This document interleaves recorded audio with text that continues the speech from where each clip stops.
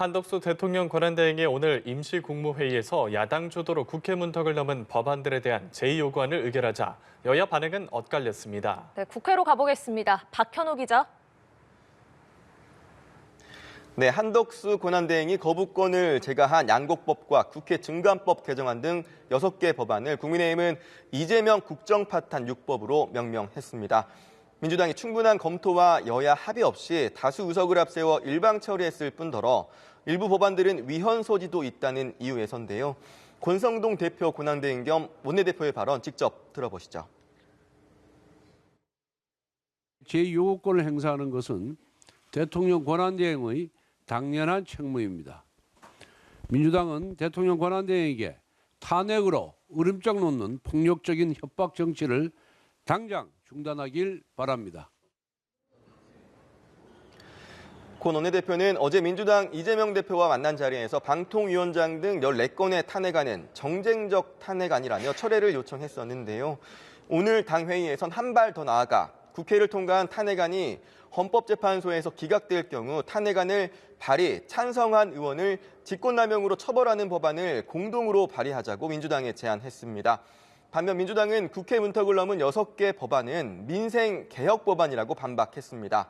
양곡법 등은 쌀값 폭락으로 절망에 빠진 농민을 살리기 위해 국회법은 국회의 예산 심의권 강화 차원에서 특히 국회 증감법은 12.3 내란 사태의 진상규명 등을 위해 반드시 필요하다는 게 민주당 입장입니다. 박찬대 원내대표의 발언도 직접 들어보시죠. 내란 수계의 뜻이 아니라 국민의 뜻을 따라야 합니다. 탄핵 민심을 무시하고 권한을 남용해 거부권을 행사한다면 응분의 대가를 치르게 될 것임을 엄중 경고합니다. 박 원내대표는 당 회의에서 내란 수계에 대한 긴급 체포와 함께 내란 특검법과 김건희 특검법의 즉시 공포도 주장했습니다. 또 지난 10일 국회에서 상설 특검 수사 요구안이 통과된 만큼 한 권한대행이 법에 따라 지체 없이 상설 특검 후보자 추천을 의뢰해야 한다고 강조했습니다. 네, 오늘 국회 상황도 살펴보죠. 여당의 비대위 인선이 이번 주를 넘길 걸로 예상되는 가운데 민주당 이재명 대표는 오늘도 민생 행보를 이어가고 있죠. 네, 이재명 대표는 오늘 오전 국회에서 상법 개정안 관련 토론회를 진행했습니다. 민주당은 이사의 충실 의무를 주주로 확대하는 내용 등이 담긴 이번 개정안이 기업 의사결정의 투명성을 높이고 일반 투자자들을 보호할 수 있다며 당론으로 추진하고 있는데요. 이 대표는 토론회 좌장으로 참석해 재계와 개미 투자자들의 목소리에 귀를 기울였습니다. 한동훈 전 대표 사퇴 뒤 나흘째 지도부 공백 사태를 맡고 있는 국민의힘은 오늘도 비대위원장 인선을 위한 당내 논의를 이어가고 있습니다. 어제 의총에서 비대위원장 추천을 위한 선수별 추천위를 구성키로 한 만큼 추천위 구성 뒤 이번 주까지 의원들의 의견을 듣는다는 방침인데요. 권성동 원내대표는 오늘 기자들과 만나 주말까지 고민해서 비대위원장 인선을 다음 주 초에는 발표할 예정이라고 밝혔습니다.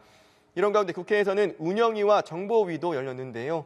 민주당은 당초 오늘 운영위에 정진석 대통령실 비서실장 등의 출석을 요구했지만 대통령실이 응하지 않아 여당 불참 속 단독으로 회의를 진행했습니다. 민주당은 오는 30일 대통령실 대상 현안 질의 일정과 정 실장 등 대통령실 관계자 등 22명에 대한 증인 출석 요구를 단독으로 의결했습니다. 반대로 정보위에서는 여당만 참석한 채 북한군의 러시아, 우크라이나 전쟁 참전에 관한 조태영 국정원장과의 비공개 간담회가 이뤄졌습니다. 이성권 정보위 여당 간사는 국정원에 따르면 우크라 파병 북한군 중 최소 100명이 숨지고 1000명이 부상한 것으로 파악됐다고 전했습니다.